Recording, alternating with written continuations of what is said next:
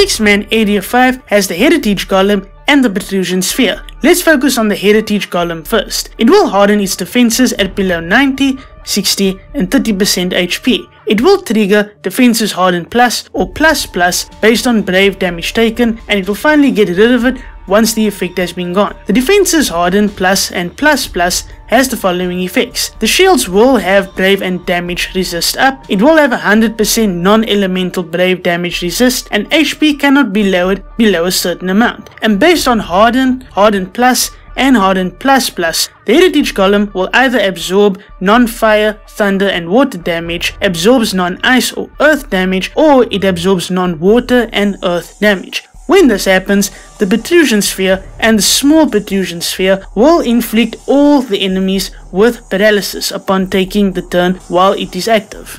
Now let's take a look at the Protrusion Spheres. The main one does not do much, but at below 50%, it will fully max out the force gauge. This will not trigger during a BT, FR or summon phase, but it will activate immediately afterwards. The smaller sphere is a bit of an issue at times if you are not careful. At the start of the fight, 69 and 29%, it will grant a frame buff to the enemy party. This buff will grant them HP damage reduction, and they will do more Brave and HP damage. If you dispel this frame buff, then the enemy party will be inflicted by a 3-turn frame debuff that is in fact HP poison, which will tick for 1% of its max HP, and this can be very helpful. However, if you do prevent this buff from being granted, then you will miss out on this. Throughout the fight, the enemy force gauge will charge a lot faster than usual, and your attacks will be lowered and there will be more Brave gain reductions than usual. The enemy force ability makes sure that the entire enemy party will cap on Brave, they will inflict frame debuffs on your party, and they will grant the enemy a party frame buff. This buff will make them do Rainbow Brave damage, and they will gain HP regen. The enemy force time lasts for 10 turns and you cannot battery during it, and at the same time the enemies will recover 80% of any damage that you deal to them.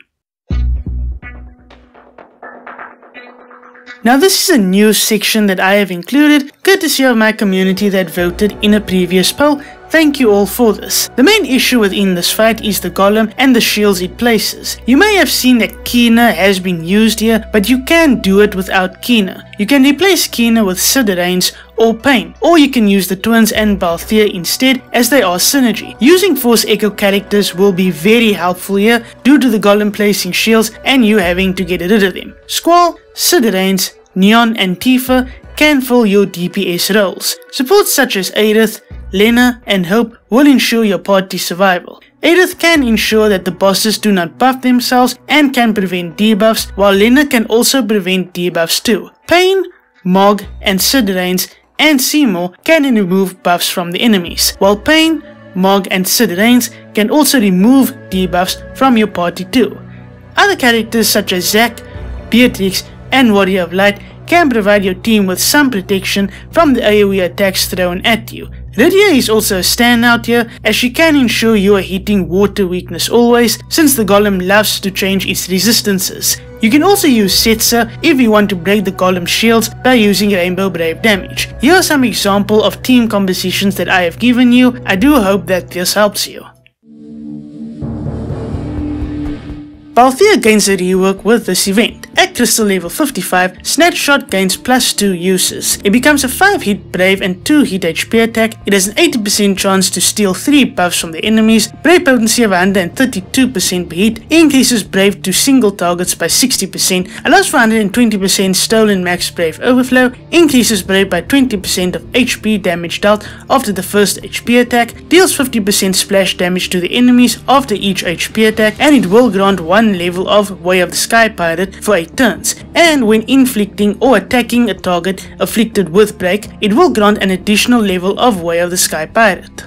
Snatch Shot Plus is available when Way of the Sky Pirate is at level 3. It is a 4-hit Brave and 4-hit HP attack, Brave potency of 96% per hit, increases Brave damage to single targets by 60%, allows for 120% stolen max Brave overflow, increases Brave by 20% of HP damage dealt after each HP attack except the last one. It deals 50% splash damage to enemies after each HP attack, and it will grant 1 level of Way of the Sky Pirate for 8 turns. At crystal level 60, Great Aim gains +4 uses. It increases Brave by 100% of attack before current Brave increase, increases Brave gain to 90% of current Brave, allows for 120% gain max Brave overflow, increases the chance of stealing buffs to 80%, it will trigger a ranged HP attack, then it becomes a 5 hit Brave and 2 hit HP attack, Brave potency of 128% per hit, allows for 150% stolen max Brave overflow, increases Brave by 20% of HP damage dealt after each HP attack except the last one, and it will deal 50% splash damage to enemies. Balthier's EX ability, Fires of War, increases the EX recast gauge speed by 15%. It becomes a 4 hit Brave and 5 hit HP attack, Brave potency of 120% per hit, allows for 180% stolen max Brave overflow, and it increases stolen buffs to 3 from all enemies. Balthier's burst weapon is called the Fomal Horde, and it has the BT effect, Element of the Treachery, for 6 turns. It grants party Brave damage up by 50%, party HP damage up by 20%, party max Brave cap up by 30%, party Brave damage cap up by 50%, stolen buffs are granted to the party, it has a duration of stolen buffs extended by 3 turns, and it also triggers the follow-up attack Gorgon Shot. Gorgon Shot is also a debuff inflicted on the enemies in which they cannot do any Brave or HP damage. Lan and Rain also get a small rework from this event. The EX ability, Mega Flare, becomes a 4 hit Brave and 4 hit HP attack, Brave potency of 120% per hit. If there are at least 2 enemies on the field, it will trigger a follow-up attack and the next turn will have a free ability use. The LD ability, Sonic Fangs, becomes a 3 hit Brave and 4 hit HP attack, then a 4 hit Brave and 2 hit HP attack, Brave potency of 120% per hit, and it will extend the duration of active Mirage S and Mirage L buffs by 3 turns.